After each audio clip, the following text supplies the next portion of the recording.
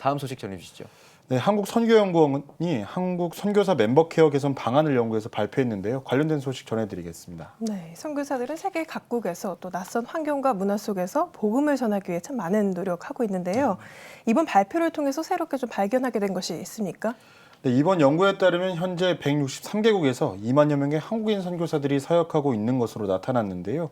무엇보다 이들 선교사들의 현황과 실제적 필요를 파악하고 이를 통해서 이들을 돌볼 수 있는 전략적 방안을 찾는 것이 연구의 목적이었습니다. 예. 선교사 돌봄이 필요한 이유로 첫째, 낯선 환경과 문화, 사람들 속에서 사역하는 것에 대한 부담, 영적인 공격, 동료 선교사 혹은 현지인 신자들과의 갈등, 가족 내 갈등과 자녀 교육 문제 등을 꼽았습니다. 무엇보다 선교사 멤버 케어는 선교사에 대한 이해에 있어서 균형을 회복해야 한다는 목소리가 높았습니다. 네, 파송하는 것만큼 관리가 안 된다 이런 지적이 사실 많았지 않습니까? 낯선 환경에서 선교를 잘 하려고 하면 선교사 멤버 케어가 분명히 필수라고 할 수 있을 텐데 효과적인 방법은 어떤 것이 있습니까? 네, 선교사 돌봄의 방법으로는 우선 순회 사역팀 운영 등 시스템을 구축하는 것이 선결 과제로 꼽혔습니다. 예.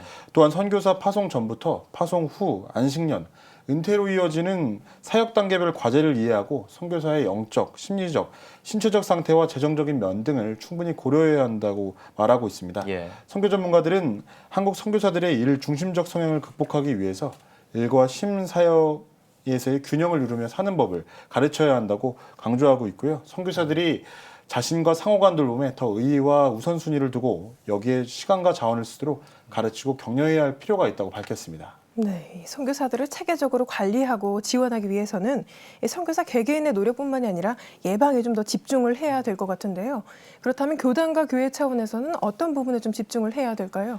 네, 선교 전문가들은 우선 지역교회가 선교사의 정신건강 문제에 대한 인식이 부족하다는 것을 알고 이 문제 해결에 관심을 가져야 한다고 강조했습니다. 무엇보다 선교지에 적절한 책무를 담당해줄 현장 구조가 없는 상태에서 양쪽으로만 선교사를 파송하는 문제를 근본적으로 해결해야 할 것으로 보입니다. 그렇죠. 예. 또한 선교사 정신건강의 문제는 선교사가 되기 이전 단계에서부터 지역교회와 함께 선교 자원의 관리라는 측면에서 동역해야 하고요.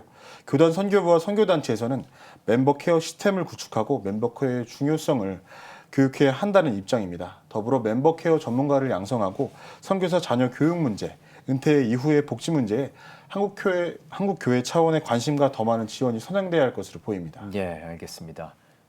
선교사들은 아프리카, 아시아 등 오지에서 사역을 통해 복음을 전하느라 고생이 참 많습니다. 선교사 멤버 케어를 위해서도 효과적인 전략들이 좀 많이 나와서 현지에 적용됐으면 하는 바람입니다. 오늘은 여기까지 듣겠습니다. 유현석 기자 만나봤습니다. 오직 복음, 오직 믿음, CTS